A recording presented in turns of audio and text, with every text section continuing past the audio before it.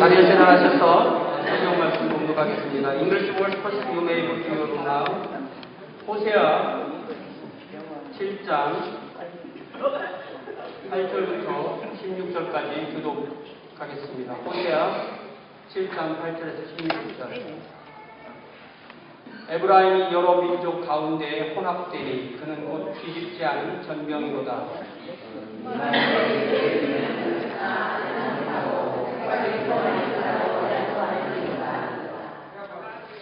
이스라엘의 교만은 그 얼굴에 드러났나니 그들이 그 모든 일을 당하여도 그들이 하나님 여호와께로 돌아오지 아니하며 구하지 아니하도다.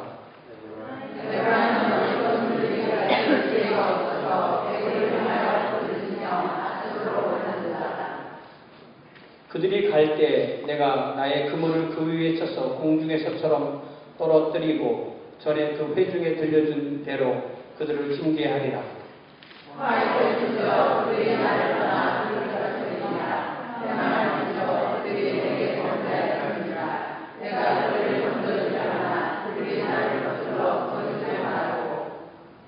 성심으로 나를 부르지 아니하였으며 오직 침상에서 슬픔을 부르짖으며 곡식과 새 포도주로 말미암아 모이며 나를 거역하는도다.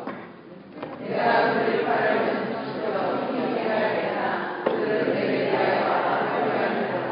같이 읽습니다. 그들은 돌아오나 높으신 자에게로 돌아오지 아니하니 소비는 발과 같으며 그들의 지도자들은 그 혀의 거친 말로 말미암아 팔에 엎드려지리니 이것이 애굽 땅에서 조롱거리가 되리라. 한 자리 앉으시기 바랍니다.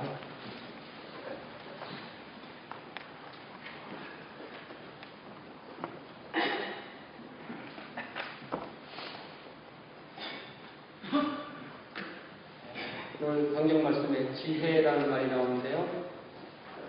구약성경의 잠언을 열어보면 하나님을 경외하는 것이 지식과 지혜의 근본이라고 말씀하고 있습니다. 우리가 진정 안다는 것, 또 진정 그 아는 것에 근거한 지혜는 하나님을 인정하고 하나님을 경외함으로 온다는 말씀입니다.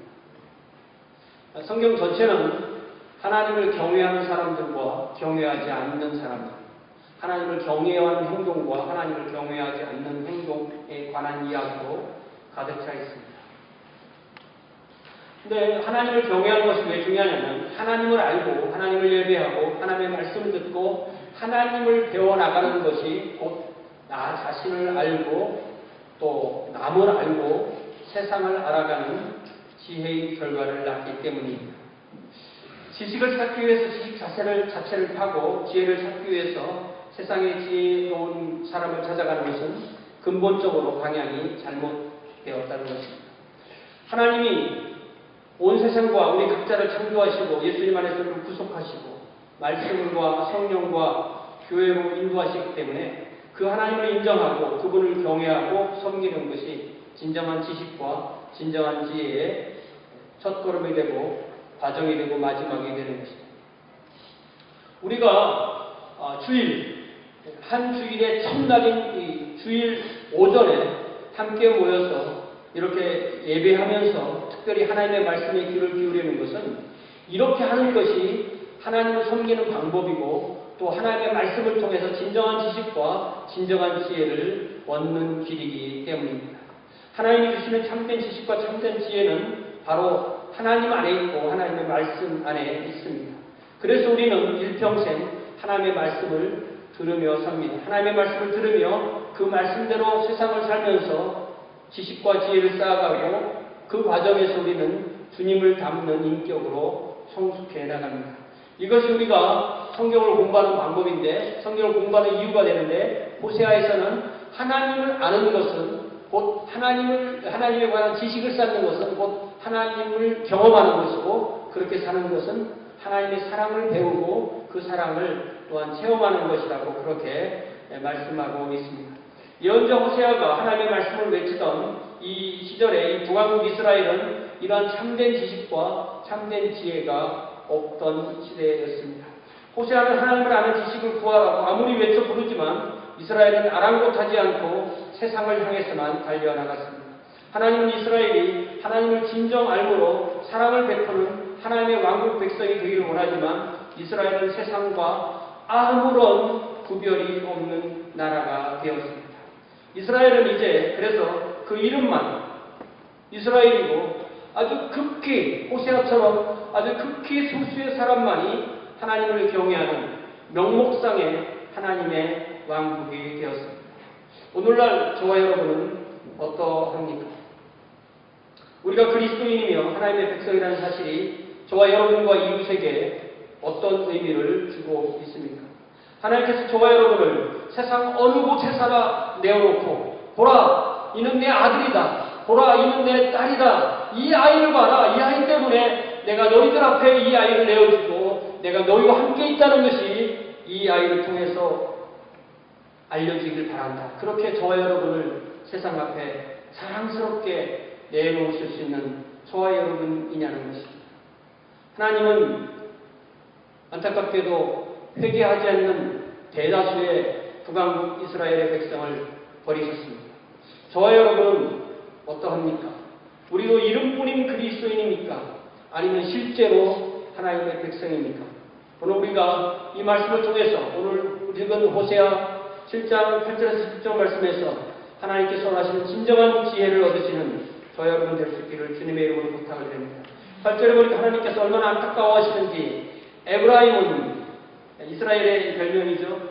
에브라임이 여러 민족 가운데 혼합되니 그는 뒤집지 않는 절벽이다 이렇게 말씀하십니다. 하나님께서 이스라엘을 부르신 목적은 출애굽기 10장에서 말씀하신 대로 이스라엘을 온 세상 열방에 내놓으시면서 봐라, 내가 이스라엘을 제사장 나라로 세워서 너희를 구원하려고 한다라고 그렇게 말씀하심이었습니다. 이스라엘을 구별하여 제사장 나라로 세우신 것은 그렇기 때문에 이스라엘만이 위한 것이 아니라 온 세상을 구원하시고자 하는 하나님의 뜻을 드러내시는 행위가 되었고 하나님의 사역이 되었고 하나님의 일이 되었던 것입니다. 그런데 이제 이 7장 8절 말씀해 보니까 에브라임이 여러 민족 가운데 혼합되었다고 말합니다. Ephraim mixed with the nations. 이게 무슨 말씀입니까? 세상 열방과 이스라엘에 구별할 수 있는 것이 아무것도 없다는 것입니다. 이스라엘과 이방을 구별하는 것이 혈통이 중요합니까? 그렇지 않습니다. 그렇지 않습니다. 혈통은 막 섞여 있어요. 중요한 것은 세상 가운데 이스라엘을 선택하셨지만 그 세상 가운데 그들이 구별된 존재냐는 것입니다. 하나님께서 우리를 이 세상에 주시고 우리를 세상과 구별되는 존재, 하나님의 백성, 하나님의 자녀의 진정한 모습을 보기를 원하시는 것입니다. 그런데 이스라엘은 세상과 혼합되어서 이름만 이스라엘이고 나머지는 세상과 전혀 차이 없는 그런 나라가 되었습니다. 그러면서 그런 이스라엘을 하나님께서 지난주에는 화덕 얘기를 많이 하시잖아요. 화덕에서 이 빵을 만드는데 잘 모르겠어요. 제가 빵을 안 만들어서. 근데 피자는 왜 이렇게 한쪽만 굽는 거잖아요. 그죠? 피자를 뒤집으면 피자는 한쪽만 하지만 위에서도 내려가서 위에서도 굽는 거죠. 근데 만약에 우리가 우리 김명수 집사님이 잘 만드시는 그 녹두 뭐라고 그러죠? 빈대떡. 만약에 만들려면 어떻게 해요? 뒤집어 안 되지? 뒤집어야지. 만약에 안 뒤집어 어떻게 되는 거죠? 안 뒤집어 어떻게 되는 거예요? 밑에는 타고 위는 안 되는 거죠. 계속 두면 그냥 타고 끝나겠죠. 그런데 이스라엘 하나님께서 뭐라고 말하냐면 뒤집지 않은 빵이다 이렇게 말하는 것입니다. 뒤집지 않은 케이크라고 말해요. 이거는 먹을 수 없다는 것입니다. 제가 요즘 요리를 열심히 배우려고 하는데 이 요리의 핵심이 안 태우는 거거든요. 태우면 써요. 타면 쓰더라고요. 그래서 이게 뒤집지 않은 전병이라는 말은 못 먹는 빵이라는 뜻입니다. 저와 여러분은 어떻습니까? 이스라엘이 이렇게 버려질 폭감을 만드는데 머릿속에 없는 우리가 세상과 혼합되어서 세상과 전혀 구별할 수 없어서 그래서 위는 안 입고 아래는 타고 먹을 수 없는 그런 빈대떡처럼 되지는 않습니까? 우리를 세상 가운데 보내시고 세상으로 보내시는 것은 우리를 세상을 향한 빛으로 소금으로 보내시는 것이 아닙니까? 만약 우리가 세상을 사는데 참 세상 사는 거 쉽다, 너무 쉽다라고 한다면 아마 우리가 세상에서 구별되이 살려는 것을 포기했기 때문에 그런 것일 수도 있습니다.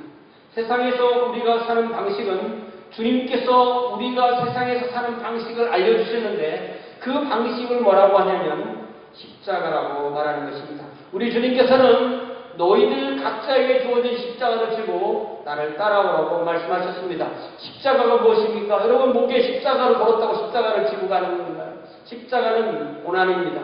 십자가는 대속입니다. 십자가를 진다는 것은 세상을 향하여 고난을 감수하면서 대속의 역할을 하겠다는 것입니다. 세상에 살되 세상과 혼합하지 않는 그러한 삶을 요구하시는 것이 바로 십자가의 삶이고 그럴 때 우리는 세상과 혼합되지 않았다는 말씀을 듣게 되는 것입니다. 그래서 이스라엘의 상태가 어떻습니까? 7절에 9절에 보니까 이방인들이 그의 힘을 삼켰으나 알지 못하고 백발이 무성할지라도 알지 못하다. 이게 거의 모든 예언은 시거든요. 그렇기 때문에 앞에 말하는 것은 뒤에 한 번 더 말하는 거예요. 그런데 저 의미가 뭐냐면 힘을 삼켰다는 말은 힘을 다 잃었다는 말이고 백발이 무성하다는 말은 가끔 성경에서 백발이 무성하다는 것을 좋은 의미로 쓰이거든요. 그런데 여기서는 안 좋은 의미로 쓰입니다. 힘이 하나도 없고 다 이제 노인에 대해서 힘이 없다 이런 말씀입니다. 이스라엘이 세상 가운데 들어가서 이방인들에게 힘을 다 빼앗겼고 이제 노인처럼 힘을 잃었는데도 자기들이 힘을 잃었다는 것 가지고 모르고 있다는 것입니다. 마치 하나님을 의지하지 않고 자신을 의지하고 그저 이방 여인의 품에서 헤어나오지 못하던 삼손처럼 이제 삼손이 내가 일어나 떨쳐서 적들을 물리치리라 하고 보니까 머리는 다 깎였고 힘이 없던 그런 상태가 되었죠. 이스라엘도 자신들이 아직 힘이 있다고 착각하지만 아무것도 남지 않았다고 합니다. 그리스도인이 하나님의 자녀들이 하나님께 주신 힘을 잃는 것은 왜 잃습니까? 세상과 구별되지 않았기 때문에 잃는 거죠. 우리가 힘을 잃지 않는 비결은 무엇입니까? 우리가 힘을 잃지 않는 비결은 세상 속에 살되 세상과 구별되이 사는 것입니다. 함께 살되 구별되는 삶을 사는 것, 함께 살되 다르게 사는 것이고 힘을 갖는 것입니다. 우리는 세상에서 살면 더럽혀지니까 산속 멀리 광야 멀리 가서 거기에서만 살래요 하면은 그건 세상의 부분이 아닙니다. 우리는 세상으로 보내졌기 때문에 세상에 살아야 되지만 빛과 소금으로 살아야 되기 때문에 구별되게 살아야 하는 것입니다. 그렇기 때문에 함께 살 때 구별되는 삶을 사는 것, 함께 살 때 다르게 사는 것이 곧 힘을 갖는 것입니다. 우리가 친구들을 만나면 친구들은 우리에게 무엇을 요구하냐면 우리가 자기들이 하는 걸 다 하라고 요구합니다. 내가 하는 거 다 하고 내가 마시는 거 다 마시고 내가 먹는 거 다 먹고 그럼 친구 해줄게. 친구 되려고 다 따라하면 친구는 되지만 영적인 권위는 없어지는 것입니다. 친구는 되지만 나와 친구는 되지만 내가 하는 모든 것을 따라하지는 않아 라고 할 때 처음에는 멀어지는 것 같지만 나중에는 영적인 권위를 갖게 되고 그 앞에 하나님을 대표하는 하나님을 드러내는 제사장으로서의 삶을 살 수 있게 되는 것입니다. 그러므로 나를 통해서 하나님의 힘이, 하나님의 복음이, 하나님의 복이 흐르게 하는 것은 세상 가운데 그들과 함께 살되 그들과 구별되이 사는 것이 그렇게 사는 비결이 되는 것입니다. 그런데 이스라엘은 10절에 보니까 이스라엘의 교만이 이제 다 드러났을 때 그들은 이 모든 일을 당해도 그들의 하나님께 돌아오지도 않고 하나님께 기도하지도 않는다고 말합니다. 자기들은 아무것도 없어요. 이름밖에 없어요. 힘도 없어요. 명예도 없어요. 존경도 받지 못해요. 이방 세상에서. 그런데도 더욱더 교만하고 하나님께 돌아오지 않는다고 하나님이 고발하십니다. 그러므로 교만과 회개는 서로 대척점에 있습니다. 교만한 사람은 회개하지 않습니다. 회개하는 사람은 교만하지 않습니다. 교만한 사람은 하나님께 돌아오지 않고 회개하는 사람은 하나님께 돌아오는 것입니다. 힘들고 어려운 일을 당하면 당할수록 하나님께 돌아와야 되는데 힘들고 어려운 일을 당하면 당할수록 하나님께로부터 도망가는 사람들이 있다는 것입니다. 더 악한 곳으로, 더 가망성이 없는 곳으로 간다는 것입니다. 자신을 의지하다가 세상을 의지하다가 결국은 사탄을 의지하는 데까지 가게 되는 것입니다. 이것이 무엇입니까? 하나님을 의지하고 자신을 의지하는 것을 성경은 곧 교만이라고 말합니다. 하나님이 성경 전체를 통해서 늘 하시는 말씀이 무엇입니까? 교회 올 때마다 우리가 듣는 말씀이 무엇입니까? 내게 돌아오라. 내가 너를 치유하노라. 내게 오라. 내가 너에게 힘을 주겠노라. 내게 오라. 내가 너를 살리겠노라. 내게 오라. 너를 용서하리라. 내게 오라. 내가 너를 자녀로 삼고 너를 나의 백성으로 삼겠노라. 하나님이 하시는 말씀은 언제나 오라고 말씀하시는데 하나님께 돌아가는 것을 우리는 회개라고 그렇게 말합니다. 하나님은 오늘도 이렇게 우리를 부르십니다. 하나님께로 돌아오셨습니까? 하나님의 품에 거하고 계십니까? 하나님의 성령에 거하십니까? 하나님의 아들 예수님 안에 거하고 계십니까? 우리가 예수님 안에 있을 때, 우리가 교회 안에 있을 때 우리가 함께 만날 수 있듯이 우리가 예수님 안에 우리 자신을 두면 예수님 안에서 하나님을 만나게 되는 것입니다. 우리가 우리를 하나님의 말씀 안에 둘 때 우리는 진정한 지식을 얻고 진정한 지혜를 얻어서 또한 하나님을 경험하고 또한 세상에서 구별된 삶을 살 수가 있게 되는 것입니다. 그런데 이스라엘은 전혀 그렇지 않았다는 거죠. 11절에 보니까 아까는 그들이 뒤집지 않은 전병이라고 했는데 지금 뭐라고 말씀하세요? 어리석은 비둘기, 지혜가 없는 비둘기 이렇게 말합니다. 이 비둘기가 이제 일종의 재물이거든요. 재물이라는 얘기는 집비둘기나 산비둘기나 재물이라는 얘기는 사람이 잘 잡을 수 있다는 잡기 쉬운 새. 그러면 좀 어리석은 면이 있는 거죠. 예. 이스라엘은 하나님께로 돌아오는 하나님의 말씀을 거부하고 이집트며 아시리아, 다시 말하면 하나님을 의지하지 않고 열방 나라들을 의지하는 그런 나라가 되었다고 했습니다. 이러한 이스라엘 하나님은 어리석은 비둘기처럼 지혜가 없는 새라고 말씀하십니다. 뒤집지 않은 전병, 결국 먹지 못할 떡, 또 어리석은 비둘기, 결국 잡히고 말 비둘기처럼 지혜 없다고 말합니다. 이집트를 향하여 살려달라고 울부짖고 아시리아를 향하여 살려달라고 달려갑니다. 그러나 이집트도 아니고 아시리아도 아닙니다. 그들은 이스라엘을 살릴 수 없습니다. 하나님의 백성을 살릴 수 있는 유일한 분은 바로 하나님이십니다. 많은 이들은 그러면 어떻게 구체적으로 하나님이 살리냐고 반문합니다. 현실은 우리가 이집트든 아시리아든 사람이든 돈이든 건강이든 자신이든 믿고 찾아가야 되는 것이 아니냐고 골멘 소리를 하게 됩니다. 맞습니다. 그러나 중요한 것은 우리가 일을 하고 우리가 돈을 벌지만 그 복의 근원이 돈도 아니고 사람도 아니고 하나님이시라는 것을 우리는 인정하는 것, 그것이 참된 지식이고 참된 지혜인 것입니다. 이 모든 것을 주관하시고 주시고 인도하시는 분이 하나님이신 것입니다. 그래서 하나님께서는 우리에게 재물이라면 재물 얻을 능, 사람이라면 사람을 얻을 능, 삶이라면 그 삶을 살 수 있는 능력을 공급해 주시는 분이 바로 하나님이십니다. 그래서 우리는 하나님 앞에 감사하며 하나님께 영광 돌리며 하나님의 백성으로 살게 되는 것입니다. 바로 하나님이 만복의 근원이십니다. 아멘. 하나님의 만복의 근원이시기 때문에 하나님 앞에 엎드려 경배하는 것입니다. 우리가 하나님 안에 있을 때 하나님께서 우리의 모든 필요를 아시고 또한 그 필요를 채워주시는 것입니다. 여러분 사시면서 필요보다 늘 적던가요? 아니면 필요만큼 딱 있던가요? 필요보다 더 남던가요? 다르실 거예요, 그죠? 그런데 나는 늘 필요보다 남더라 라고 하는 분들은 하나님께서 더 줘도 잘 나누니까 더 나누라고 필요보다 많이 주시는 줄 믿습니다. 그럴 때 우리는 복의 통로가 되는 거예요.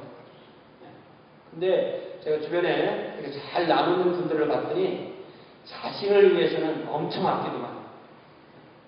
자신을 위해서는 penny 단위로 1불 미만 단위로 아끼더라고요. 좀 그렇게 살지 말자 할 정도로. 그런데 공동체를 위해서, 남을 위해서는 1000불 단위로 또 쓰시더군요. 그걸 보고 하나님께서 저런 분들을 복의 통로로 쓰시는구나 하는 것을 알게 됐습니다. 하나님께서는 이스라엘이 그렇게 열방을 향한 하나님의 복의 통로가 되기 원했습니다. 하나님 지금도 저와 여러분이 열방을 향하여 그렇게 복의 통로가 되기를 원하십니다. 이것이 바로 우리를 제사장으로 부르신 목적이고 우리가 그렇게 살 때 제사장의 역할을 하게 되는 것입니다. 이집트나 아시리아나 다른 것이 아니라 하나님께로 돌아와서 하나님을 의지하여 하나님의 복을 받고 그 복의 통로가 되는 귀한 여러분, 저와 여러분 될 수 있기를 주님의 이름으로 부탁을 드립니다. 하나님께서 이스라엘이 아시리아나 이집트로 간다니까 12절에 보니까 잘 가라 그러지 않으시고 어떻게 하세요? 뭘 친다고 했어요? 그물을 친다, 잡는다 이렇게 했습니다. 하나님께서요 내버려 두시는 게 가장 무서운 거리입니다. 아직 하나님께서 잡으려고 할 때 잡히면 아직 하나님의 사랑 안에 거하는 것입니다. 하나님께서 아직 그들에게 길을 막아서시면 그들에게는 아직도 기회가 있다는 것입니다. 하나님으로부터 떠나지 않는 것이 중요하지만 떠난다는 그 순간에도 하나님이 잡으신다는 것, 그럴 때 다시 하나님의 사랑 안에 거하게 되는 것입니다. 만약 우리가 하나님께부터 떠나는데도 우리 마음으로부터 시작해서 환경이든 주변에든 아무도 나를 막는 사람이 없다면 얼마나 큰 비극이 되는 것입니다. 우리가 너무 많이 나갔다는 것이죠. 사랑하는 성도는 그렇기 때문에 우리는 언제나 하나님 안에, 하나님의 사랑 안에, 하나님의 품 안에 거하게 되는 것입니다. 그런데 이스라엘은 13절에 보니까 결국 하나님을 떠나가는 거죠. 그들이 나를 떠나 그릇 같다 패망할 진저 그들이 내게 범죄하였음이니라. 내가 그들을 건져주려 하나 그들이 나를 거슬러 거짓을 말한다고 하나님께서 한탄하십니다. 이스라엘이 하나님을 먼저 버렸습니다. 하나님으로부터 떠나갔습니다. 하나님께 반역했습니다. 하나님이 그들을 구속하려고 그들을 건져주시려고 하시지만 그들은 오히려 하나님을 거슬러 거짓말로 하나님을 우롱하며 하나님을 떠났습니다. 하나님께서 진정 원하시는 것이 무엇입니까? 하나님은 우리 마음을 원하십니다. 하나님은 우리의 진정을 원하십니다. 하나님은 진리를 원하십니다. 하나님은 진실을 원하십니다. 하나님께서 제일 미워하는 것이 무엇입니까? 거짓입니다. 사탄은 자기가 하려고 하는 일을 이루기 위해서 수단과 방법을 가리지 않습니다. 그러나 하나님은 무슨 일을 하시더라도 진실과 진리와 참을 통하여서 일하십니다. 우리가 가끔 언론을 통해서 어떤 소식을 들어보면 가끔 우리가 혼란스러운 경험을 할 때가 있는데 지금 어디에 사람들이 죽어나가고 불이 나고 목사님들이 죽고 성도들이 몇만 명이 죽어간다고 기도해달라고 하니까 보면 좀만 찾아보면 거짓말이에요. 거짓말. 그래서 왜 거짓말이냐고 보면 그렇게 해서 기도하게 하려고 해요. 이거 아니죠. 이런 소식들이 얼마나 많은지 구별할 수 있는 그 분별력이 있어야 됩니다. 우리가 어떤 이야기를 만들어내든 아무리 좋은 의도로 만들어내든 하나님은 거짓을 바탕으로 일하시지 않는 사실을 알아야 됩니다. 이단 같은 데서는요 거짓말을 뻔뻔스럽게 하면서 그게 하나님이 주신 모략이라고 그렇게 말하지만 성경은 그렇지 않습니다. 하나님은 그렇게 일하시지 않습니다. 하나님이 제일 미워하시는 것은 거짓이고 하나님께서 제일 좋아하시는 것은 진정한 마음이라는 사실을 우리는 분명히 해야겠습니다. 그래서 하나님이 14절을 보니까 하나님께서 원하시는 것은 우리의 마음입니다. 성심입니다. 그들이 기도할 때 나를 성심으로 불러야 된다고 말씀하십니다. 그러므로 지혜로운 삶은 무엇입니까? 우리의 마음으로부터 성심으로 주님을 부르는 것입니다. 우리의 마음으로부터 성심으로부터 진심으로부터 하나님을 부르고 하나님께 나올 때 하나님께서 만나주신다고 약속하셨습니다. 우리의 문제를 해결해 준다고 약속하셨습니다. 주님의 얼굴을 우리에게 비춰주신다고 약속하셨습니다. 성심으로 나를 부르지 아니하며 오직 침상에서 슬피 부르짖으며 침상에서라도 눈물을 흘리며 기도하고 얼마나 좋아요. 그런 말이 아니고요. 침상에서 울긴 우는데 하나님을 원망하며 저주하며 한탄하며 자신을 한탄하며 부르짖는 것입니다. 곡식과 새 포도주를 얻기 위해서 이방신 앞에 가서 몸을 해쳐서라도 모이지만 나는 거역한다고 하나님께서 한탄을 하시는 것입니다. 하나님 얼마나 속이 상하신지 우리가 알 수가 있습니다. 진정으로 모든 복이 하나님께로 돈다는 것을 아는 것이 우리가 우상을 버리고 참되신 하나님께로 사시고 참되신 하나님께로 돌아오는 비결이 되는 것입니다. 우상이 거짓이라는 것을 알 때 하나님이 참된 하나님이시라는 것을 알 때 우리는 하나님께 돌아오는 것입니다. 진정한 지식과 진정한 지혜는 이렇게 우리에게 참된 복으로 인도하는 것입니다. 하나님의 자녀로 하나님의 백성으로 우리가 살게 해주는 것입니다. 사랑하는 성도는 우리가 섬길 뿐, 우리가 믿고 의지할 뿐, 우리가 기도할 뿐, 우리가 모든 것을 바칠 뿐은 삼위일체 하나님뿐이신 것을 분명히 믿으시기 바랍니다. 오직 하나님만 섬기고 하나님의 때를 따라서 하나님의 우리의 필요에 최소한 필요에 넘치도록 우리가 기도할 때 반만 이루어지면 좋겠으니까 내가 2배를 기도해요. 반이 이루어지면 내가 원하는 만큼 오겠지. 그런 계산 안 하시면 왜? 왜 그럴까요? 우리 마음을 아십니까? 우리 진정한 마음을 아실 때 우리의 필요한 것을 우리에게 넘치도록 채워주시는 분이심을 믿고 그 주님 안에 거하시길 주님의 이름으로 부탁을 드립니다. 자, 이제 15절에 보니까 세 번째 비유로 이제 넘어가죠. 내가 그들 팔을 연습시켜 힘있게 하였으나 그들은 내게 대하여 악을 꾀한다. 15절 16절에서는 하나님은 이 화살을 쏘는 사람으로 이스라엘을 비유하십니다. 처음엔 뭐로 비유했죠? 빵, 뒤집지 않은 전력. 두 번째는 뭐로 비유했죠? 어리석은 그들. 세 번째는 뭐라고요? 활 쏘는 사람. 활 쏘는 사람. 하나님은 이스라엘이 활을 잘 쏘도록 건강도 주시고 활도 주시고 화살도 주시고 강한 팔도 주시고 또 예민함도 주시고 또 눈이 좋아야 되겠죠. 눈으로 못 보는 어떻게 활을 쏘겠어요. 이 활을 잘 쏘도록 해 주셨는데 활 쏴보셨어요? 활 쏴보시면 저도 못 쏴봤어요. 근데 이게 양궁이든 북궁이든 활을 쏘라고 뭐가 좋아야 되겠어요? 활이 좋아야 되겠죠. 저는 활 쏴본 적이 없습니다. 그러니까 북궁 쏜 사람 혹시 본 사람 못 써보셨어요? 활 쏴본 사람 얘기 들어보면 이 힘이 저희 같은 사람이 활씨를 당길 수 있는 힘이 아예 없다고 해요. 그렇게 힘이 된다고 해요. 제가 그 중학생 때문에 고등학생 체력장을 언제 하죠? 체력장 할 때 우리 때는 또 체육 시간에 분산식 한다고 고무로 속에다가 쇠를 넣고 수류탄을 만들어서 던졌어요. 기억나시죠? 수류탄 던지기. 근데 보통 남자들이 오른손이 몇 미터 던지냐면 45m, 50m 던져요. 저는 오른손 16m, 왼손 8m. 그럼 이게 누구 던지는 실력이냐면 보통 여학생들 중에 손 못 던지는 학생들 한 번씩 던져요. 기억나실 겁니다. 그렇게 제가 팔 힘이 없었어요. 턱걸이도 한 번 정식으로 한 번 하면 다행히 못하면 못하고 그랬었어요. 근데 30살 넘어서 또 운동할 기회가 있어서 운동을 한 20년 이상 이렇게 하고 나니까 운동할 때 네 볼은 너무 이렇게 약해서 못 치겠다. 이런 말을 안 해요. 생긴 건 그래도 볼이 세네요. 이런 말을 해요. 이게 가능한 이유가 뭘까요? 저 15절에 뭐라고 말씀하셨어요? 연습을 하면 힘을 모으는 것, 훈련에 대해서 힘이 길러진다는 거죠. 자, 이 모든 약한데도 이스라엘이 잘나서 뽑은 나라가 아니거든요. 약한데도 하나님께서 이스라엘이라는 청년을 연습을 시켜서 힘있게 했는데 그 힘을 가지고 악한 짓을 한다는 것입니다. 하나님께 나쁜 짓을 한다는 것입니다.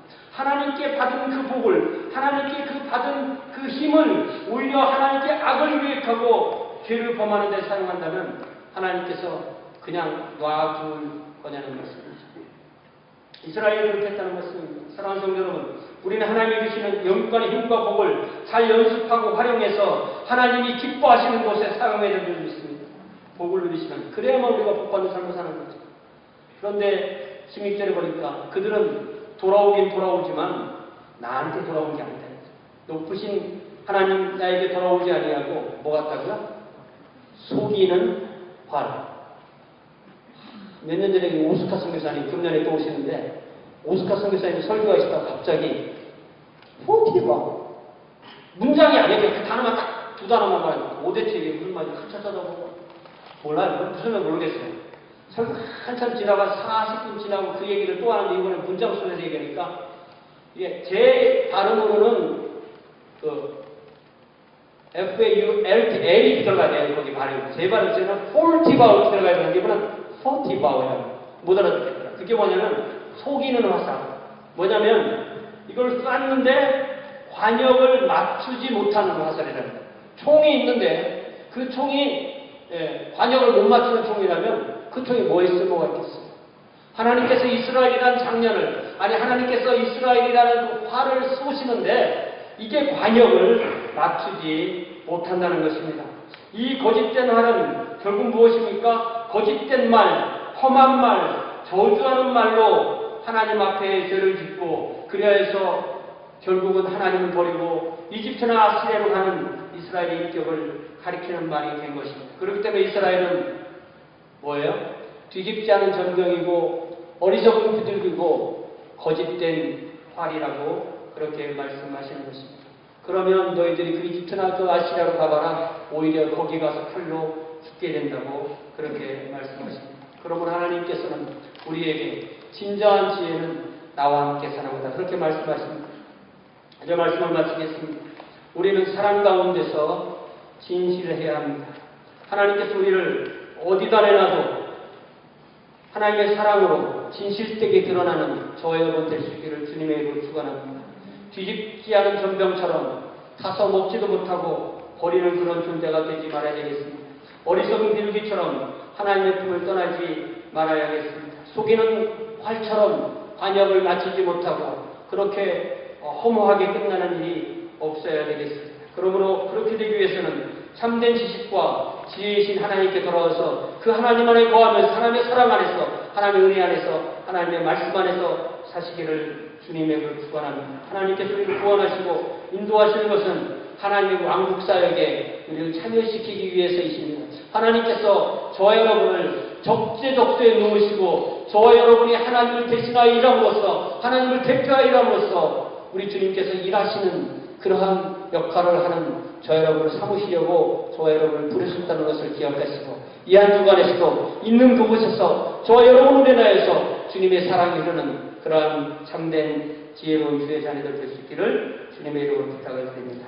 우리 다 같이 기도하겠습니다. 사랑의 아버지 하나님, 주님, 저희들을 이스라엘을 통하여서 다시 말씀하여 주시니 감사합니다. 주님, 저희들이 뒤집지 않은 전병처럼 쓸모없지 않게 하여 주옵소서. 주님, 어리석인 비둘기처럼 되지 않게 하여 주옵소서. 주님, 속이는 활처럼 되지 않게 하여 주시옵소서. 주님 앞에 진실하게 하여 주옵소서. 주님, 사랑을 통하여 이러는 믿음으로 이 세상에서 주님을 드러낼 수 있는 귀한 주의 자녀들로 인도하여 주시옵소서. 예수님의 이름으로 기도하옵나이다.